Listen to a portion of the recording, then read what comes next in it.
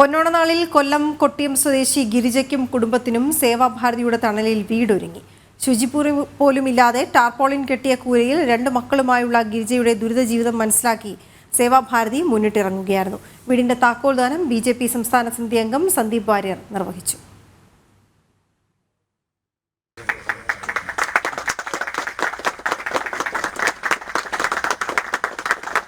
പറക്കമുറ്റാത്ത മക്കൾക്കും തനിക്കും പേടികൂടാതെ അന്തിയുറങ്ങാൻ സ്വന്തമായി അടച്ചുറപ്പുള്ള വീട് എന്ന സ്വപ്നമാണ് ഗിരിജയ്ക്ക് പൊന്നോണ നാളിൽ സാധ്യമായത്. 550 സ്ക്വയർ ഫീറ്റിൽ 6 ലക്ഷം രൂപ ചെലവഴിച്ച് നിർമ്മിച്ച വീടിന്റെ താക്കോൽദാനം BJP സംസ്ഥാന സമിതി അംഗം സന്ദീപ് വാര്യർ നിർവഹിച്ചു. സേവാഭാരതി ആദിച്ചനല്ലൂർ മയ്യനാട് സമിതികളുടെ നേതൃത്വത്തിൽ കൊട്ടിയം മൈലക്കാട് മൂഴിയിൽ പ്രദേശത്താണ് ഗിരിജയ്ക്ക് വീടൊരുങ്ങിയത്.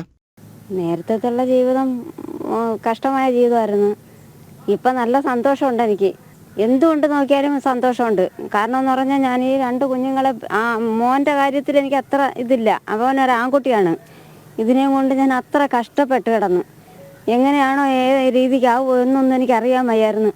കാര്യം ഇവിടെ ഒരു സ്റ്റെയറുണ്ട്. ഇതിലേ കൂടെ കയറി അപ്പുറം ചാടിയാൽ അകത്ത് വീഴാം. ഇതിനകത്ത് ആൾ കയറുമോ കയറത്തില്ലെന്നും നമുക്ക് പറയാൻ പറ്റത്തില്ലല്ലേ. എൻ്റെ കണ്ണ് നഷ്ടപ്പെട്ടത് തന്നെ അങ്ങനെയാണ്. ഉറക്കമില്ലായ്മയാണ് എൻ്റെ കണ്ണ് ഇത്.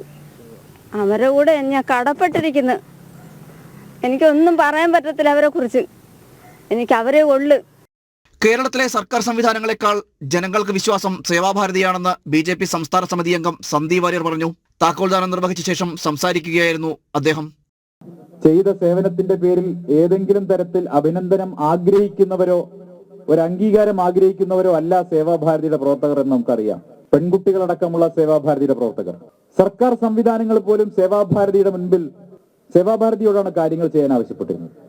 ആദിച്ചനല്ലൂർ പഞ്ചായത്ത് അംഗം രാജു അധ്യക്ഷനായ ചടങ്ങിൽ BJP ജില്ലാ പ്രസിഡന്റ് BB ഗോപകുമാർ, സേവാഭാരതി ജില്ലാ സെക്രട്ടറി അശോകൻ കുളക്കട, യുവമോർച്ച ജില്ലാ പ്രസിഡന്റ് പ്രണവ് താമരക്കുളം, SC മോർച്ച ജില്ലാ പ്രസിഡന്റ് ബബുൾ ദേവ് തുടങ്ങി രാഷ്ട്രീയ സാംസ്കാരിക മേഖലയിലെ നിരവധി പേർ പങ്കെടുത്തു.